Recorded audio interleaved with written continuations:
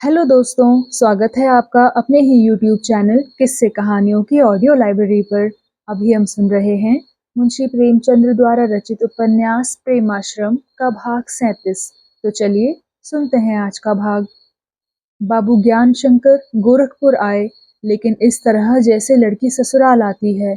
वह प्रायः शोक और चिंता में पड़े रहते। उन्हें गायत्री से सच्चा प्रेम ना सही, लेकिन वह प्रेम अवश्य था जो शराबियों को शराब से होता है। उसके बिना उनका यहाँ जरा भी जी ना लगता।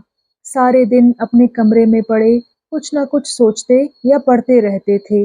ना कहीं सैर करने जाते, न किसी से मिलते जुलते। कृष्ण मंदिर की ओर भूल कर भी ना जाते। उन्हें बार बार यही पछतावा होता कि मैंने गायत्री को बनारस जाने से क्यों नहीं रोका। यह सब उसी भूल का फल है।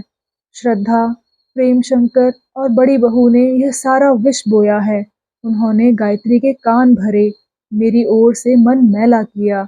कभी कभी उन्हें उद्भ्रांत वासनाओं पर भी क्रोध आता और वह इस नैराश्य में प्रारब्ध के कायल हो जाते थे। हरी इच्छा भी अवश्य कोई प्रबल वस्तु है, नहीं तो क्या मेरे सारे खेल यूं बिगड़ जाते। कोई चाल सीधी ही ना पड़ती। धन लालसा ने मुझसे क्या क्या नहीं कराया। मैंने अपनी आत्मा की, कर्म की, नियमों की हत्या की और एक सती साध्वी स्त्री के खून से अपने हाथों को रंगा, पर प्रारब्ध पर विजय न पा सका। अभीष्ट का मार्ग अवश्य दिखाई दे रहा है, पर मालूम नहीं वहां तक पहुंचना नसीब होगा या नहीं। इस क्षोभ और नैराश्य की दशा में उन्हें बार बार गायत्री की याद आती। उसकी प्रतिभा मूर्ति आंखों में फिरा करती। अनुराग में डूबी हुई उसकी बातें कानों में गूंजने लगती। हृदय से एक ठंडी आह निकल आती। ज्ञान शंकर को अब नित्य यह धड़का लगा रहता था कि कहीं गायत्री मुझे अलग न कर दे। वह चिट्ठियां खोलते डरते थे कि कहीं गायत्री का कोई पत्र न निकल आए। उन्होंने उसको कई पत्र लिखे थे, पर एक का भी उत्तर न आया था। इससे उन्हें और भी उलझन होती थी। माया शंकर के पत्र अवश्य आते थे, पर इससे उन्हें शांति न मिलती थी। बनारस में क्या हो रहा है, यह जानने के लिए वह व्यग्र रहते थे, पर ऐसा कोई न था जो वहाँ के समाचार विस्तार पूर्वक उनको लिखता। कभी कभी वह स्वयं बनारस जाने का विचार करते, लेकिन डरते कि न जाने इसका क्या नतीजा हो। यहाँ तो उसकी आंखों से दूर पड़ा हूँ। संभव है कि कुछ दिनों में उसका क्रोध शांत हो जाए। मुझे देखकर वह कहीं और भी अप्रसन्न हो जाए तो रही सही आशा भी जाती रहे। इसी भांति 3-4 महीने बीत गए। भादों का महीना था। जन्माष्टमी आ रही थी। शहर में उत्सव मनाने की तैयारी हो रही थी। कई वर्षों से गायत्री के यहाँ यह उत्सव बड़ी धूमधाम से मनाया जाता था। दूर दूर से गवैये आते थे। रास लीला की मंडलियां बुलाई जाती थी। रईसों और हाकिमों को दावत दी जाती थी। ज्ञान शंकर ने समझा, गायत्री को यहाँ बुलाने का यह बहुत ही अच्छा बहाना है। एक लंबा पत्र लिखा और बड़े आग्रह के साथ उसे बुलाया। कृष्ण मंदिर की सजावट होने लगी। लेकिन तीसरे ही दिन जवाब आया, मेरे यहाँ जन्माष्टमी न होगी। कोई तैयारी न की जाए। यह शोक का साल है। मैं किसी प्रकार का आनंदोत्सव नहीं कर सकती, चाहे वह धार्मिक ही क्यों ना हो। ज्ञान शंकर के हृदय पर बिजली सी गिर गई। समझ गए कि यहाँ से विदा होने के दिन निकट आ गए। नैराश्य का रंग और भी गहरा हो गया। शंका ने ऐसा उग्र रूप धारण किया कि डाकिये की सूरत देखते ही उनकी छाती धड़-धड़ करने लगती थी।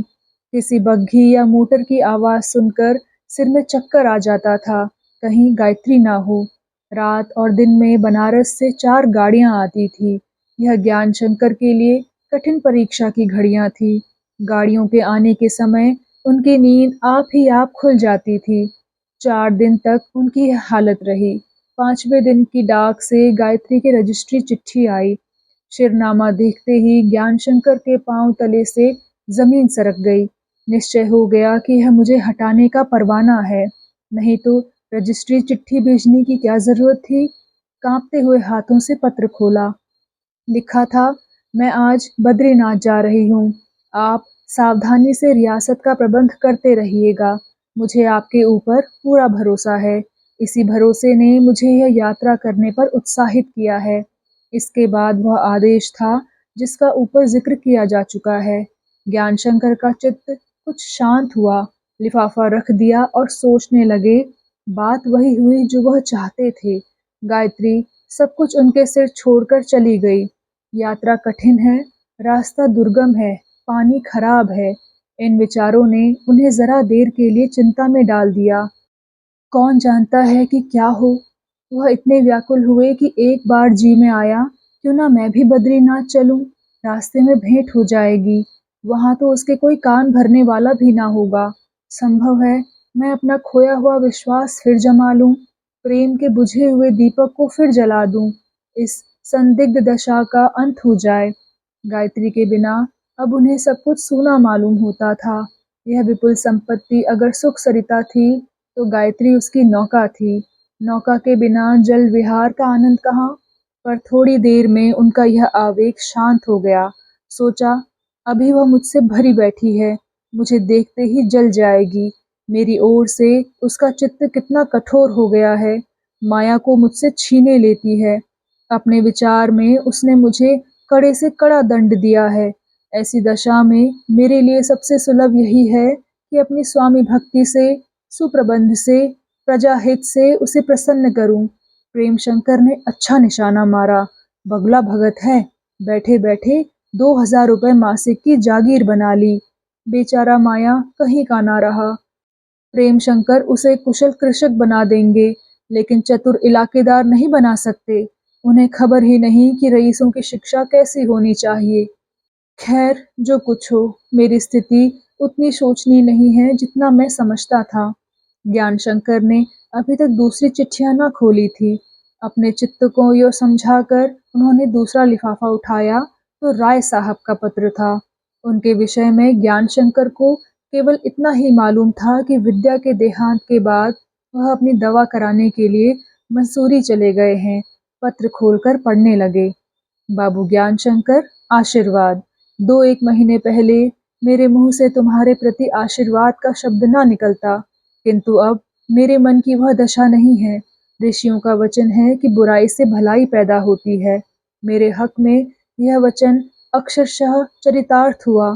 तुम मेरे शत्रु होकर परम मित्र निकले। तुम्हारी बदौलत मुझे आज यह शुभ अवसर मिला।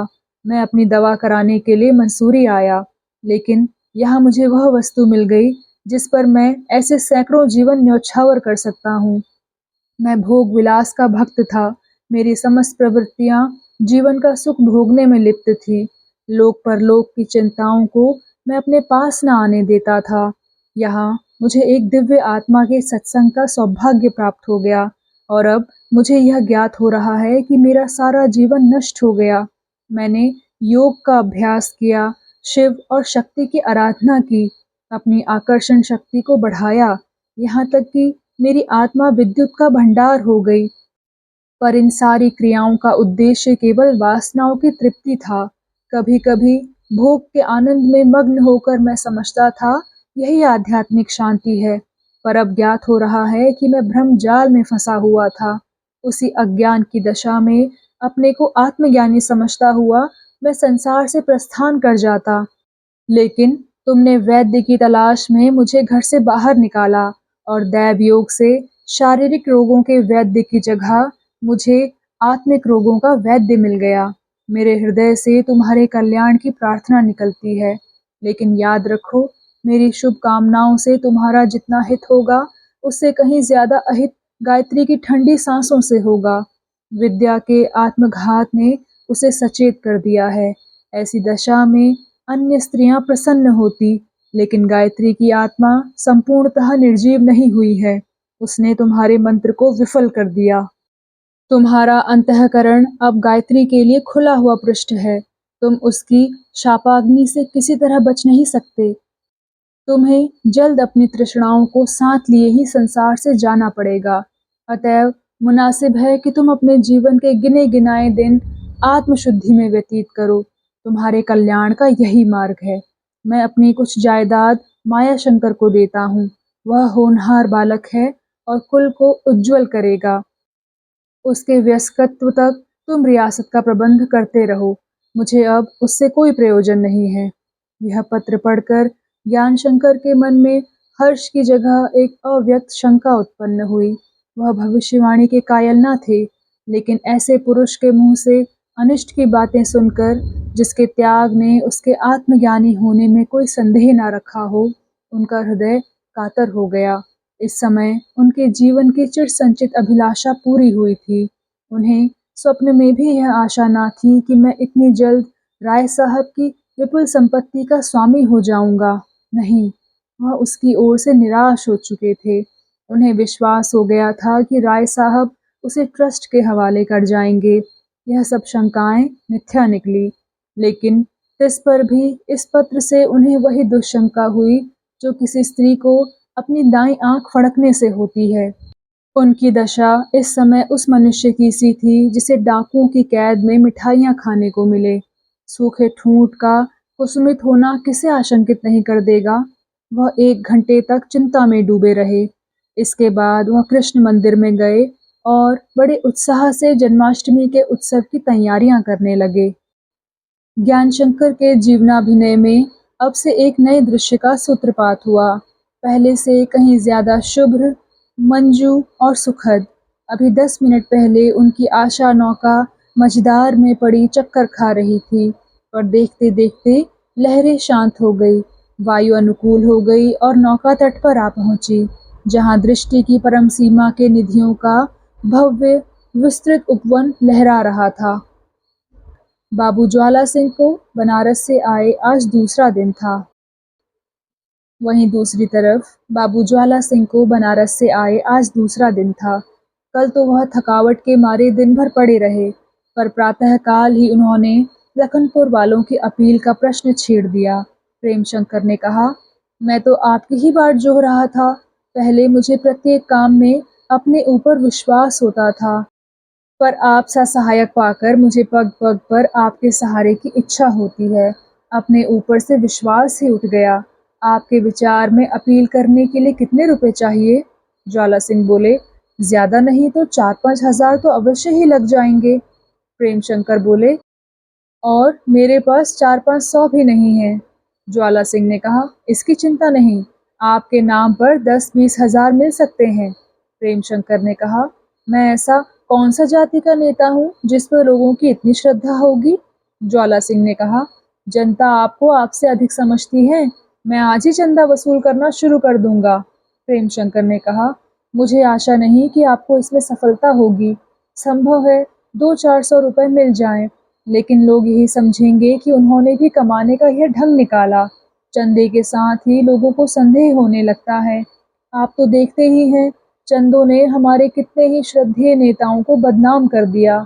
ऐसा बिरला ही कोई मनुष्य होगा जो चंदे के भंवर में पड़कर बेदाग निकल गया हो।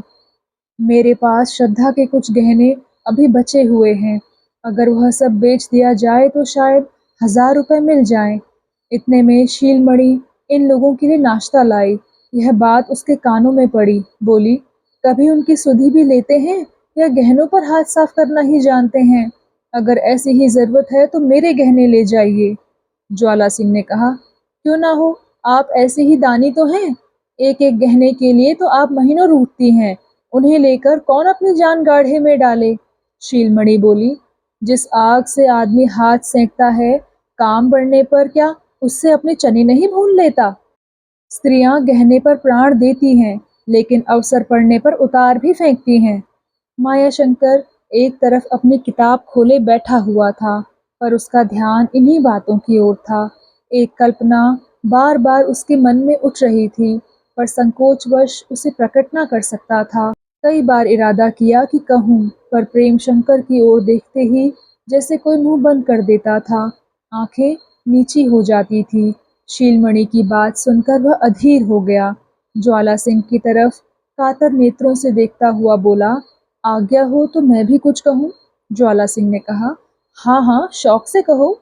मायाशंकर बोला, इस महीने की मेरी पूरी वृत्ति अपील में खर्च कर दीजिए। मुझे रुपयों की कोई विशेष जरूरत नहीं है। शीलमणि और ज्वाला सिंह दोनों ने इस प्रस्ताव को बालोचित आवेश समझकर प्रेमशंकर की तरफ मुस्कुराते हुए देखा। माया ने उनका यह भाव देखकर समझा, मुझसे धृष्टता हो गई। ऐसे महत्व के विषय में मुझे बोलने का कोई अधिकार न था। चाचा जी मेरे दुस्साहस पर अवश्य नाराज होंगे। लज्जा से आंखें भर आई और मुंह से एक सिसकी निकल गई। प्रेमशंकर ने चौंक कर उसकी तरफ देखा। हृदयगत भावों को समझ गए। उसे प्रेम पूर्वक छाती से लगाकर आश्वासन देते हुए बोले, तुम रोते क्यों हो बेटा? तुम्हारी यह उदारता देखकर मेरा चित्त जितना प्रसन्न हुआ है वह मैं प्रकट नहीं कर सकता। तुम मेरे पुत्र तुल्य हो, लेकिन मेरा जी चाहता है कि तुम्हारे पैरों पर सिर रख दूं। तुम्हारे हृदय में दया और विवेक है और मुझे विश्वास है कि तुम्हारा जीवन परोपकारी होगा। लेकिन मैंने तुम्हारी शिक्षा के लिए जो व्यवस्थाएं की हैं उनका व्यय तुम्हारी वृत्ति से कुछ अधिक ही है। माया को अब कुछ साहस हुआ। बोला, मेरी शिक्षा पर इतने रुपए खर्च करने की क्या जरूरत है? प्रेमशंकर ने कहा, क्यों? आखिर तुम एक घर पर पढ़ाने के लिए अध्यापक रहेंगे या नहीं? एक अंग्रेजी और हिसाब पढ़ाएगा, एक हिंदी और संस्कृत, एक उर्दू और फारसी, एक फ्रेंच और जर्मन। पांचवा तुम्हें व्यायाम, घोड़े की सवारी, नाव चलाना, शिकार खेलना सिखाएगा। इतिहास और भूगोल मैं पढ़ाया करूंगा। मायाशंकर ने कहा, मेरी कक्षा में जो लड़के सबसे अच्छे हैं वे घर पर किसी मास्टर से नहीं पढ़ते। मैं उनको अपने से कम नहीं समझता। प्रेमशंकर ने कहा, तुम्हें हवा खाने के लिए एक फिटन की जरूरत है, सवारी के अभ्यास के लिए 2 घोड़े चाहिए। मायाशंकर ने कहा, अपराध क्षमा कीजिएगा, मेरे लिए इतने मास्टरों की जरूरत नहीं है।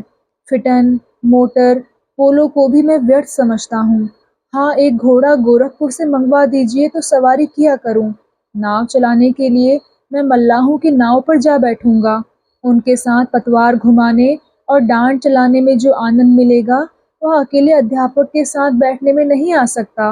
अभी से लोग कहने लगे हैं कि इसका मिजाज नहीं मिलता।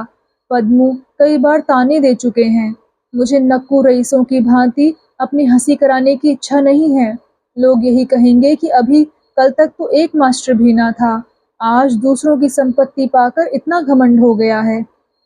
प्रेमशंकर बोले, प्रतिष्ठा का ध्यान रखना आवश्यक है। मायाशंकर ने कहा, मैं तो देखता हूँ आप इन चीजों के बिना ही सम्मान की दृष्टि से देखे जाते हैं। सभी आपकी इज्जत करते हैं। मेरे स्कूल के लड़के भी आपका नाम आदर से लेते हैं। हालांकि शहर के और बड़े रईसों की हंसी उड़ाते हैं। मेरे लिए किसी विशेष चीज की जरूरत क्यों है? माया के प्रत्येक उत्तर पर प्रेमशंकर का हृदय अभिमान से फूला पड़ता था। उन्हें आश्चर्य होता था कि इस लड़के में संतोष और त्याग का भाव कैसे उदित हुआ। इस उम्र में तो प्रायः लड़के टीम टाम पर जान देते हैं। सुंदर वस्त्रों से उनका जी ही नहीं भरता, चमक दमक की वस्तुओं पर लट्टू हो जाते हैं।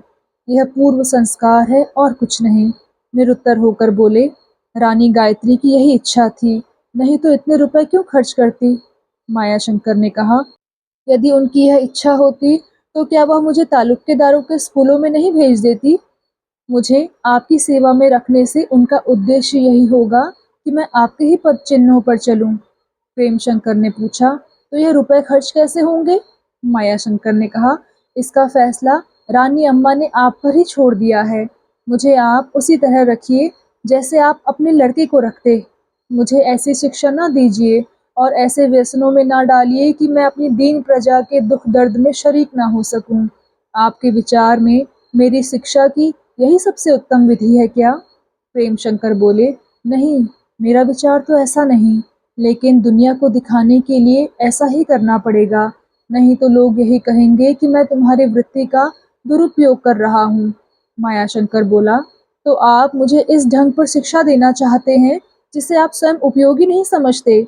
लोगों के दुरापेक्षों से बचने के लिए ही आपने यह व्यवस्थाएं की है ना? प्रेमशंकर शर्माते हुए बोले, हाँ, बात तो कुछ ऐसी ही है। मायाशंकर ने कहा, मैंने अपने वजीफे के खर्च करने की और भी विधि सोची है। आप बुरा ना माने तो कहूँ? प्रेमशंकर बोले, हाँ हाँ, शौक से कहो। तुम्हारी बातों से मेरी आत्मा प्रसन्न होती है। मैं तुम्हें इतना विचारशील न समझता था। ज्वाला सिंह ने कहा, इस उम्र में मैंने किसी को इतना चैतन्य नहीं देखा। शीलमणि प्रेमशंकर की ओर मुंह करके मुस्कुराई और बोली, इस पर आप ही की परछाई पड़ी है।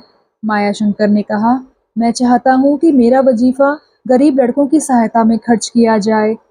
10-10 रुपए की 199 वृत्तियां दी जाएं तो मेरे लिए 10 रुपए बचे रहेंगे। इतने में मेरा काम अच्छी तरह चल सकता है। प्रेमशंकर पुलकित होकर बोले, बेटा, तुम्हारी उदारता धन्य है। तुम देवात्मा हो। कितना देव दुर्लभ त्याग है, कितना संतोष। ईश्वर तुम्हारे इन पवित्र भावों को सुदृढ़ करे। पर मैं तुम्हारे साथ इतना अन्याय नहीं कर सकता। मायाशंकर ने कहा, लेकिन यह सहायता उन्हीं लड़कों को दी जाए जो यहाँ आकर खेती और बुनाई का काम सीखें। ज्वाला सिंह ने कहा, मैं इस प्रस्ताव का अनुमोदन करता हूँ। मेरी राय में तुम्हें अपने लिए कम से कम 500 रुपए रखने चाहिए। बाकी रुपए तुम्हारी इच्छा के अनुसार खर्च किए जाएं। 75 वृत्तियां बुनाई और 75 खेती के काम सिखाने के लिए दी जाएं। भाई साहब कृषि शास्त्र और विज्ञान में निपुण हैं। बुनाई का काम मैं सिखाया करूंगा। मैंने इसका अच्छी तरह अभ्यास कर लिया है। प्रेमशंकर ने ज्वाला सिंह का खंडन करते हुए कहा, मैं इस विषय में रानी गायत्री की आज्ञा और इच्छा के बिना कुछ नहीं करना चाहता। मायाशंकर ने निराश भाव से ज्वाला सिंह को देखा और फिर अपनी किताब देखने लगा। इसी समय डॉक्टर इरफान अली के दीवान खाने में भी इसी विषय पर वार्तालाप हो रहा था। डॉक्टर साहब सदैव अपने पेशे की दिल खोलकर निंदा किया करते थे। कभी कभी न्याय और दर्शन के अध्यापक बन जाने का इरादा करते, लेकिन उनके विचार में स्थिरता न थी। न विचारों को व्यवहार में लाने के लिए आत्मबल ही था। नहीं, अनर्थ यह था कि वह जिन दोषों की निंदा करते थे उन्हें व्यवहार में लाते हुए जरा भी संकोच न करते। जैसे कोई जीर्ण रोगी पथ्यों से ऊबकर सभी प्रकार के कुपथ्य करने लगे। उन्हें इस पेशे की धन लोलुपता से घृणा थी, पर आप मुवक्किलों को बड़ी निर्दयता से निचोड़ते थे। वकीलों की अनीति का नित्य रोना रोते थे, पर आप दुर्नीति के परम भक्त थे। अपने हलवे मांडे से काम था, मुवक्किल चाहे मरे या जिए। इनकी स्वार्थपरायणता और दुर्नीति के ही कारण लखनपुर का सर्वनाश हुआ था। लेकिन जब से प्रेमशंकर ने उपद्रवकारियों के हाथों से उनकी रक्षा की थी, तभी से उनकी रीति नीति और आचार विचार में एक विशेष जागृति सी दिखाई देती थी। उनकी धनलिप्सा अब उतनी निर्दय न थी। मुवक्किलों से बड़ी नम्रता का व्यवहार करते, उनके वृत्तांत को विचार पूर्वक सुनते, मुकदमे को दिल लगाकर तैयार करते। इतना ही नहीं, बहुधा गरीब मुवक्किलों से केवल शुक्राना लेकर ही संतुष्ट हो जाते थे। इस सद्व्यवहार का कारण यही नहीं था कि वह अपने खोए हुए सम्मान को फिर प्राप्त करना चाहते थे, बल्कि प्रेमशंकर का संतोषमय, निष्काम और निस्पृह जीवन उनके चित्त की शांति और सहृदयता का मुख्य प्रेरक था। उन्हें जब अवसर मिलता, प्रेमशंकर से अवश्य मिलने जाते और हर बार उनके सरल और पवित्र जीवन से मुग्ध होकर लौटते थे। अब तक शहर में कोई ऐसा साधु सात्विक पुरुष न था जो उन पर अपनी छाप डाल सके। अपने सहवर्गियों में वह किसी को अपने से अधिक विवेकशील, नीतिपरायण और सहृदय न पाते थे। इस दशा में वह अपने को ही सर्वश्रेष्ठ समझते थे और वकालत की निंदा करके अपने को धन्य मानते थे। उनकी स्वार्थ वृत्ति को उन्मत्त करने के लिए इतना ही काफी था, पर अब उनकी आंखों के सामने एक ऐसा पुरुष उपस्थित था जो उन्हीं का सा विद्वान, लेख और वाणी में उन्हीं का सा कुशल था, पर कितना विनयी, कितना उदार, कितना दयालु, कितना शांत चित्त, जो उनकी असाधुता से दुखी होकर भी उनकी उपेक्षा न करता था। अतएव अब डॉक्टर साहब को अपने पिछले अपकारों पर पश्चाताप होता था। वह प्रायश्चित करके अपयश और कलंक के दाग को मिटाना चाहते थे। उन्हें लज्जावश प्रेमशंकर से अपील के लिए अनुरोध करने का साहस न होता था, पर उन्होंने संकल्प कर लिया था कि अपील में अभियुक्तों को छुड़ाने के लिए दिल तोड़कर प्रयत्न करूंगा। वह अपील के खर्च का बोझ भी अपने ही सिर लेना चाहते थे। महीनों से अपील की तैयारी कर रहे थे। मुकदमे की मिसलें विचार पूर्वक देख डाली थी, जिरह के प्रश्न निश्चित कर लिए थे और अपना कथन भी लिख डाला था। उन्हें इतना मालूम हो गया था कि ज्वाला सिंह के आने पर अपील होगी। उनके आने की बड़ी उत्सुकता से प्रतीक्षा कर रहे थे। प्रातः काल का समय था। डॉक्टर साहब को ज्वाला सिंह के आने की खबर मिल गई। उनसे मिलने के लिए जा ही रहे थे कि सैयद इजाद हुसैन का आगमन हुआ।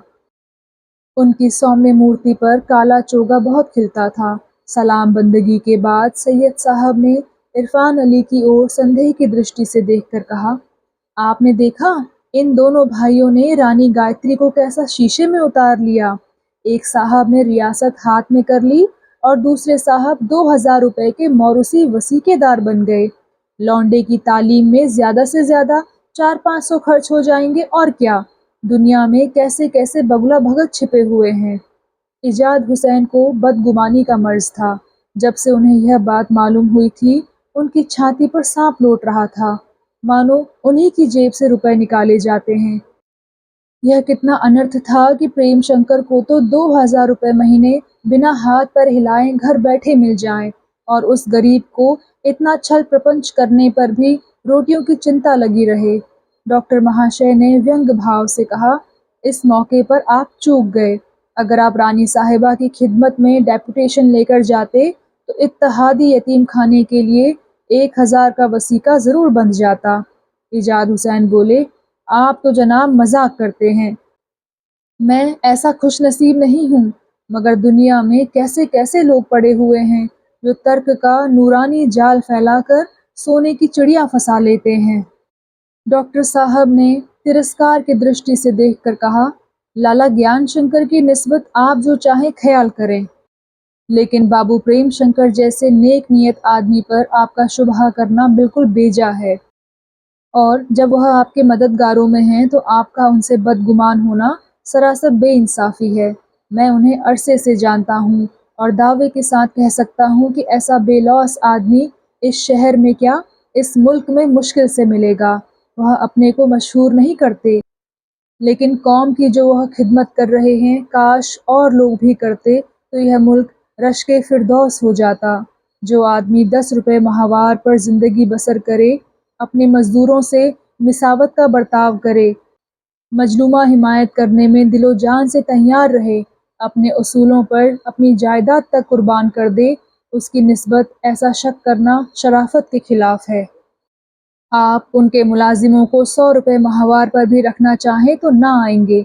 वह उनके नौकर नहीं हैं, बल्कि पैदावार में बराबर के हिस्सेदार हैं। गायत्री गजब की मर्दुम शनास औरत मालूम होती है। इजाद हुसैन ने चकित होकर कहा, वाकई वह 10 रुपए माहवार पर बसर करते हैं, यह कैसे? इरफान अली ने कहा, अपनी ज़रूरतों को घटाकर। हम और आप तकल्लुफ़ की चीज़ों को ज़रूरियात में शामिल किए हुए हैं और रात दिन उसी फ़िक्र में परेशान रहते हैं। यह नफ्स की गुलामी है, उन्होंने इसे अपने काबू में कर लिया है। हम लोग अपनी फुर्सत का वक्त जमाने और तकदीर की शिकायत करने में सर्फ करते हैं। रात दिन इसी उधेड़-बुन में रहते हैं कि कैसे और मिले, और की हवस हलाल और हराम का भी लिहाज नहीं करते। उन्हें मैंने कभी अपनी तकदीर के दुखड़े रोते हुए नहीं पाया। वह हमेशा खुश नज़र आते हैं, गोया कोई गम ही नहीं। इतने में बाबू ज्वाला सिंह आ पहुँचे। डॉक्टर साहब ने उठकर हाथ मिलाया, शिष्टाचार के बाद पूछा, अब तो आपका इरादा यहाँ मुस्तकिल तौर पर रहने का है ना? ज्वाला सिंह ने कहा, जी हाँ, आया तो इसी इरादे से हूँ। इरफान अली बोले, फरमाइए, अपील कब होगी? ज्वाला सिंह ने कहा, इसका जिक्र पीछे करूँगा। इस वक्त तो मुझे सैयद से कुछ अर्ज करना है। हुजूर के दौलत खाने पर हाजिर हुआ था, मालूम हुआ आप यहाँ तशरीफ रखते हैं। मुझे बाबू प्रेम शंकर ने आपसे यह पूछने के लिए भेजा है कि आप माया शंकर को उर्दू फारसी पढ़ाना मंजूर करेंगे? इरफान अली ने कहा, मंजूर क्यों ना करेंगे, घर बैठे बैठे क्या करते हैं?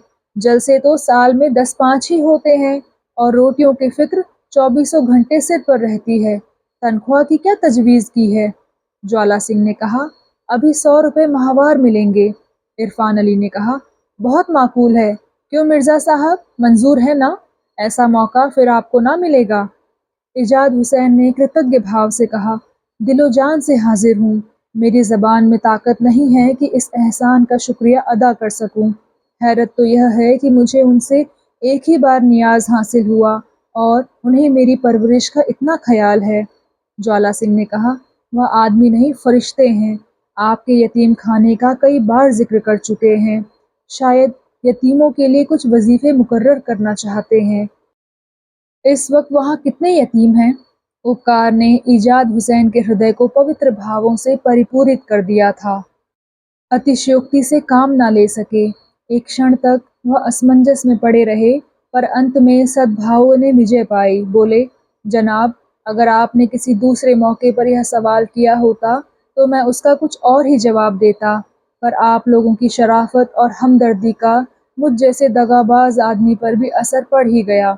मेरे यहाँ 2 किस्मों के यतीम हैं, एक मुस्तकिल, दूसरे फसली। ज़रूरत के वक्त इन दोनों की तादाद 50 से भी बढ़ जाती है, लेकिन फसली यतीमों को निकाल दीजिए तो सिर्फ 10 यतीम रह जाते हैं। मुमकिन है कि आप इनको यतीम ना ख्याल करें, लेकिन मैं समझता हूँ कि गरीब आदमी से अजीजों के लड़के सच्चे यतीम हैं। इरफान अली ने मुस्कुराकर कहा, तो हजरत, आपने क्या यतीम खाने का स्वांग ही खड़ा कर रखा है? कम से कम मुझसे तो पर्दा ना रखना चाहिए था। तभी आपने अपनी सारी जायदाद यतीम खाने के नाम लिख दी है। इजाद हुसैन ने शर्म से सिर झुकाकर कहा, किबला, ज़रूरत इंसान से सब कुछ करा लेती है। मैं वकील नहीं, बैरिस्टर नहीं, ताजिर जागीरदार नहीं, एक मामूली लियाकत का आदमी हूँ। मुझ बदनसीब के वालिद टोंक की रियासत में ऊंचे मनसबदार थे। हज़ारों की आमदनी थी, हज़ारों का खर्च। जब तक वह जिंदा रहे मैं आज़ाद घूमता रहा, कनकौओं और बटेरों से दिल बहलाता रहा। उनकी आंखें बंद होते ही खानदान की परवरिश का भार मुझ पर पड़ा, और खानदान भी वह जो ऐश का आदी था। मेरी गैरत ने गवारा ना किया कि जिन लोगों पर वालिद मरहूम ने अपना साया कर रखा था उनसे मुंह मोड़ लूं। मुझ में लियाकत ना हो, पर खानदानी गैरत मौजूद थी। बुरी सोहबतों ने दगा और मक्र को फन में पुख्ता कर दिया। टोंक में गुजरान की कोई सूरत ना देखी तो सरकारी मुलाजमत कर ली, और कई जिलों की खाक छानता हुआ यहाँ आया। आमदनी कम थी, खर्च ज्यादा। थोड़े दिनों में घर की लेई पूंजी गायब हो गई। अब सिवाय इसके और कोई सूरत ना थी कि या तो फाके करूं या गुजरान की कोई राह निकालूं। सोचते सोचते यही सूझी जो अब कर रहा हूँ। इरफान अली बोले, अंदाज़न आपको सालाना कितने रुपए मिल जाते होंगे? इजाद ने कहा, अब क्या कुछ भी पर्दा ना रहने दीजिएगा? इरफान अली बोले, अधूरी कहानी नहीं छोड़ी जाती। इजाद हुसैन ने कहा, तो जनाब, कोई बंधी हुई रकम है नहीं, और ना मैं हिसाब लिखने का आदी हूँ। जो कुछ मुकद्दर में है मिल जाता है। कभी कभी एक एक महीने में हज़ारों की याफत हो जाती है, कभी महीनों रुपए की सूरत देखनी नसीब नहीं होती। मगर कम हो या ज़्यादा, इस कमाई में बरकत नहीं है। हमेशा शैतान की फटकार रहती है। कितनी ही अच्छी ग़िज़ा खाइए, कितने ही कीमती कपड़े पहनिए, कितने ही शान से रहिए, पर वह दिली इत्मीनान नहीं हासिल होता जो हलाल की रूखी रोटियों और गज़ी गाढ़ों में है। कभी कभी तो इतना अफ़सोस होता है कि जी चाहता है ज़िंदगी का खात्मा हो जाए तो बेहतर। मेरे लिए 100 रुपए लाखों के बराबर हैं। इंशाअल्लाह इरशाद भी जल्द ही किसी ना किसी काम में लग जाएगा तो रोज़ी की फ़िक्र से निजात हो जाएगी। बाकी ज़िंदगी तौबा और इबादत में गुजरेगी। इत्तेहाद की खिदमत अब भी करता रहूँगा, लेकिन अब से यह सच्ची खिदमत होगी, खुदगर्जी से पाक। इसका सवाब खुदा बाबू प्रेम शंकर को अदा करेगा। थोड़ी देर अपील के विषय में परामर्श करने के बाद ज्वाला सिंह मिर्जा साहब को साथ लेकर हाजीपुर चले। डॉक्टर साहब भी साथ हो लिए। तो दोस्तों, कैसा लगा आपको आज का भाग? कृपया कमेंट सेक्शन में आकर ज़रूर बताइएगा। और अगर आपने अभी तक इस चैनल को सब्सक्राइब नहीं किया है तो कृपया सब्सक्राइब भी ज़रूर कर लीजिएगा। मैं मिलती हूँ आपसे इसी कहानी के अगले भाग के साथ। तब तक के लिए धन्यवाद।